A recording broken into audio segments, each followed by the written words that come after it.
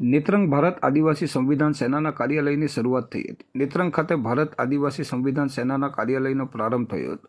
દિલીપ વસાવાએ પૂર્વ ધારાસભ્ય મહેશ વસાવા આદિવાસી સમાજ માટે એક સાથે આવી શકે છે તેવા સંકેત આપ્યા છે. સ્થાનિક સ્વરાજની ચૂંટણીને ધ્યાનમાં રાખી નેત્રંગના લાલમંટોલી વિસ્તારમાં પૂર્વ ધારાસભ્ય છોટુ વસાવાના પુત્ર દિલીપ વસાવા દ્વારા ભારત આદિવાસી સંવિધાન સેનાના કાર્યાલયનો સંવિધાનને સાથે રાખી પ્રારંભ કરવામાં આવ્યો હતો. આ કાર્યાલય પ્રારંભ સમયે આગેવાન દિલીપ વસાવાએ જણાવ્યું હતું કે 1 વર્ષ પહેલા જ ભાજપમાં જોડાયા હતા, પરંતુ ભાજપમાં પૂર્વ ધારાસભ્ય મહેશભાઈ વસાવાની વિચારધારા નહીં મળતા રાજીનામું આપ્યું છે. મહેશભાઈ વસાવા આદિવાસી સમાજ માટે આગળ આવશે તેવું લાગી રહ્યું છે.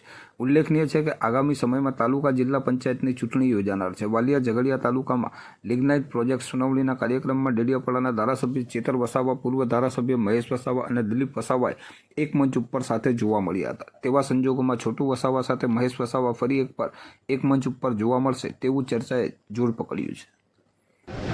આજે નેત્રંગ ખાતે ભારત આદિવાસી સંવિધાન સેના દ્વારા જે ઓફિસનું ઉદ્ઘાટન કરવામાં આવ્યું છે, ત્યારે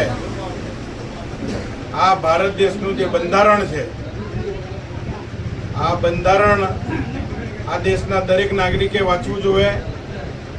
કેમ કે આમાં જે કાયદા અને કાનૂન છે એ જે દેશના લોકો છે એ લોકો માટે કેવી રીતે જીવન જીવવું, કેવી રીતે શિક્ષિત બનવું, કેવી રીતે સંઘર્ષ કરવો, એ જાતની જે તમામ વ્યવસ્થાઓ આ સંવિધાનની અંદર આપણા જે પૂર્વજો હતા એ પૂર્વજોએ ડૉક્ટર બાબા સાહેબ અને જે આ સંવિધાન બનાવવાના જે આપણા સભ્યો હતા 379 જેવા, એ દરેક સભ્યને આમાં યોગદાન છે.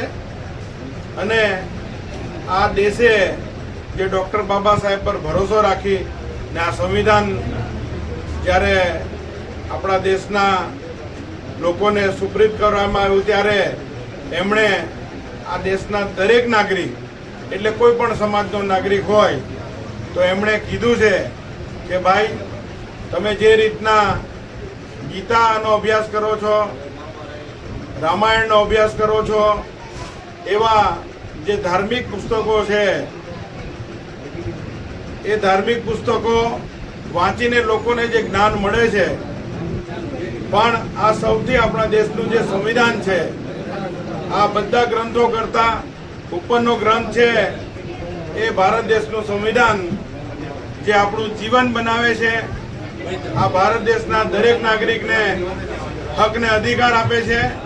આજે હું એવું નથી કહેતો કે એકલા આદિવાસી લોકો આના હકદાર છે.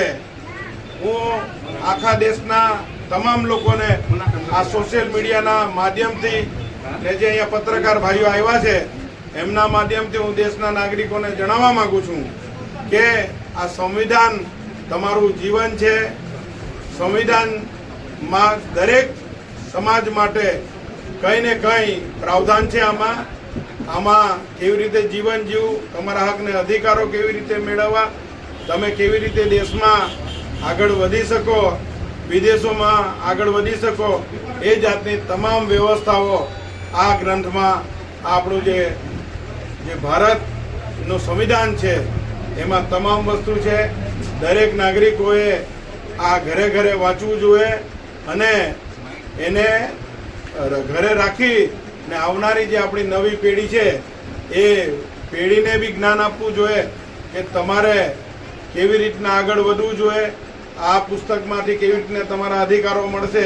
એ તમામ વસ્તુ આ પુસ્તકમાં જ્યારે છે, ત્યારે અમે આ દેશના રાજકીય માણસોને બી પૂછવા માંગીએ કે જ્યારે તમે કોઈ પ્રધાનમંત્રી બને છે, કોઈ મુખ્યમંત્રી બને છે, કોઈ આ સુપ્રીમ કોર્ટના મોટા જજો બને છે, તો હું એ લોકોને બી કહેવા માંગુ છું કે ત્યારે તમે લોકો આ સંવિધાનના શપથ લો છો. એ શપથમાં તમે કહો છો કે ભાઈ આ જે દેશનું સંવિધાન છે એ સંવિધાનમાં રહેલી વસ્તુ આ સમાજ લોકો માટે અમે કામ કરીશું. પણ તમે જોયું, દેશ આઝાદ થયા પછી બી આજે 77 વર્ષ થઈ ગયા. 77 વર્ષમાં આજે બી દેશમાં 90% લોકો ગરીબ છે. આજે હું તમને મનુવાદીની વાત કરું, આજે ગરીબી કેમ છે? લોકોને એવું લાગે કે એક બ્રાહ્મણ સમાજના લોકો જ આના જવાબદાર છે. પણ હું એવું કહેવા માંગુ છું કે આ મનુવાદ એટલે જે આખા દેશમાં 10% લોકો છે એ આદિવાસીમાં પણ હોઈ શકે છે, મુસલમાન સમાજમાં બી હોઈ શકે છે, એસસી સમાજમાં પણ હોઈ શકે છે, ઓબીસી સમાજમાં પણ હોઈ શકે છે. અને આ દેશના જે પણ લોકો છે એ દરેકની અંદર 10% લોકો એ જાતના છે કે એમનું પોતાનું થવું જોઈએ. દેશના 90% લોકોનું વિચારતા નથી.